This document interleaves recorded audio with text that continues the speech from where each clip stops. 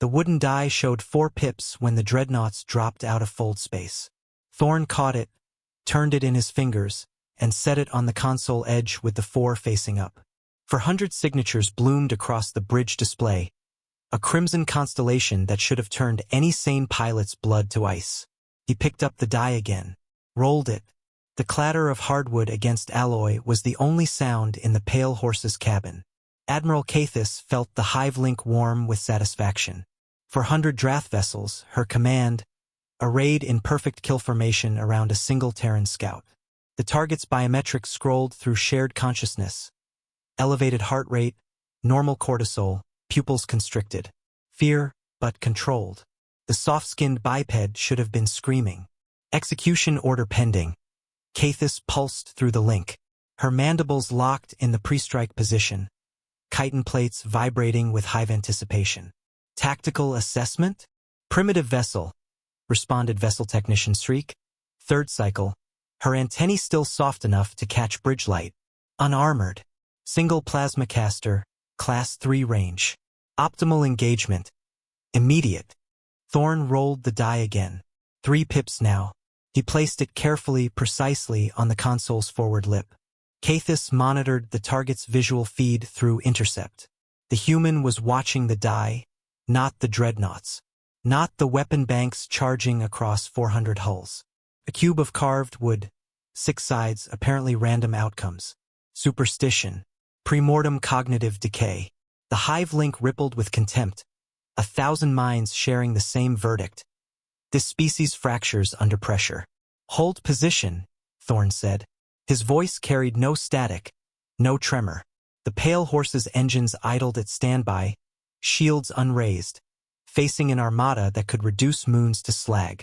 Cathis extended her primary limb, the execution gesture ready. All vessels, lock targeting solutions. Fire on my mark. The die showed 2 pips. Thorn reached for his harness straps. Checked the left buckle. The right, adjusted the tension with a soft click of metal on metal, and sipped from his hydration tube. The hive link caught the motion, translated it, discarded it. Irrelevant. The soft-skinned biped was drinking while 400 cannons aligned with his skull. Cathis felt her secondary heart accelerate, the familiar pre-kill surge. The target's die showed 1 pip now. 1. The minimum. The end. Mark! Cathis pulsed. 400 plasma lances tore through the void where the pale horse had been. Thorn's reaction was not evasion. It was relocation. The scout vessel flickered, not with full tech the Drath recognized, but with something older, simpler. Pure thrust vectored through angles that should have snapped a biological pilot unconscious. The pale horse danced between killing beams, a mote dodging lightning. Cathis tracked the trajectory. Impossible. The human's craft moved with 0.02-second response time, each shift preceding the Drath fire control solutions by fractions of a heartbeat. As if he knew where the plasma would bloom before the capacitors discharged. Shriek's fear signature spiked first. Chitin microfractures at her segment joints, the Drath equivalent of a scream. The nutrient paste she had been chewing dried in her mandibles, unswallowed. Her terror propagated through the hive link like a cold wave, infecting 400 commanders with something they had no architecture to process. The sensation of being hunted. Thorn rolled the die 1 final time. 1 pip. He left it standing on the console, upright, facing the camera Cathis had hijacked. Then he looked directly into the lens, and smiled. The hive link did not go silent. It went structured. Every Drath vessel received the same tactical update simultaneously, the same coordinate burst, the same realization rendered in shared neural language. Mass signatures emerging from fold space, surrounding the armada, perfectly positioned at the vertices of a geometric solid. 400 new contacts. Not Dreadnoughts. Frigates. Human frigates, each hull radiating the null signature of active cloaking now discarded, each weapon's bay hot and tracking. The die had been counting down. Not to Thorn's death. To theirs. Cathis felt her primary heart stutter. The wooden cube on the console, the pips, the careful placement. Not luck. Not superstition. A manual synchronization timer broadcast in clear visual spectrum because the Drath sensors would capture it, because the Hivelink would analyze it, because the Drath mind would dismiss it. The soft-skinned biped had been marking minutes until the cloak drop. 4, 3, 2, 1.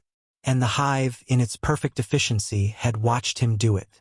Cathis issued the retreat order before the first human frigate fired.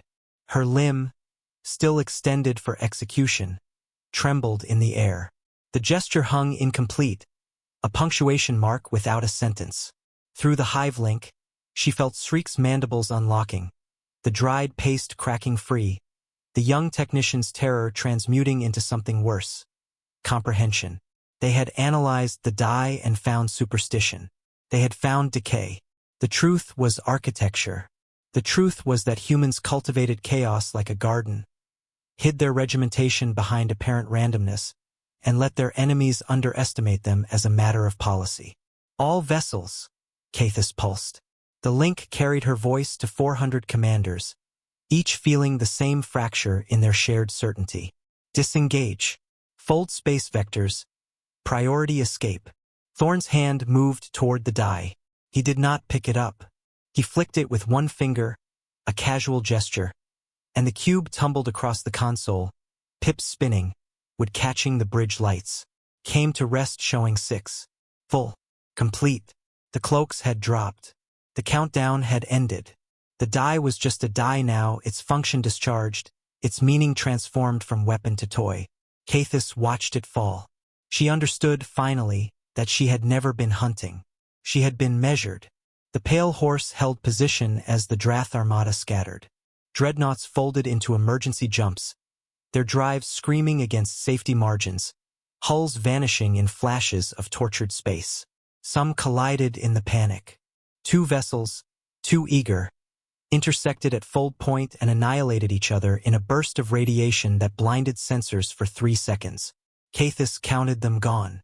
She did not know their names. The hive link carried only their absence, sudden holes in the neural fabric where consciousness had been. Shriek spoke. Her voice, individual and small, cut through the link's chaos. Admiral, the target. He is not pursuing. Cathis focused on the pale horse. Thorn had unstrapped his harness. He floated in the cabin, rotating the die between his palms, examining the grain of the wood as 400 ships fled from his single cannon. His heart rate, still broadcasting, had dropped to resting. Cortisol flat. The biometrics of a man who had finished a shift. Why? Cathis pulsed the question to her own command, not expecting answer. The hive link offered none.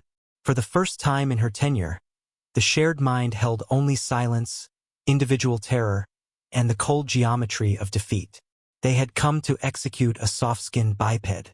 They had discovered a species that wore softness like armor, that counted minutes with toys, that let you watch them plan your destruction and mistake it for madness. Thorn caught the die, held it up to the camera showing the 6 pips, the complete cycle. Then he placed it in a small drawer beneath the console. Closed the drawer. The wooden cube vanished from view, its transformation finished. From inexplicable behavior to synchronization device to meaningless object, all in the span of 4 minutes. Cathis felt her chitin crack. The sound was audible on her own bridge, a sharp report like ice breaking. Her mandibles, locked open in the pre-strike position, would not close. The muscles had seized, frozen by the same reflex that had prepared her to kill, now repurposed by her biology into a rictus of submission. Report, she managed. The link carried it. No response. The armada was scattering, folding, fleeing. The hive link was fragmenting into individual terror, each commander processing alone what they had been trained to process together. Cathis realized, with a sensation like falling, that the link itself had been a vulnerability. Shared consciousness meant shared blindness.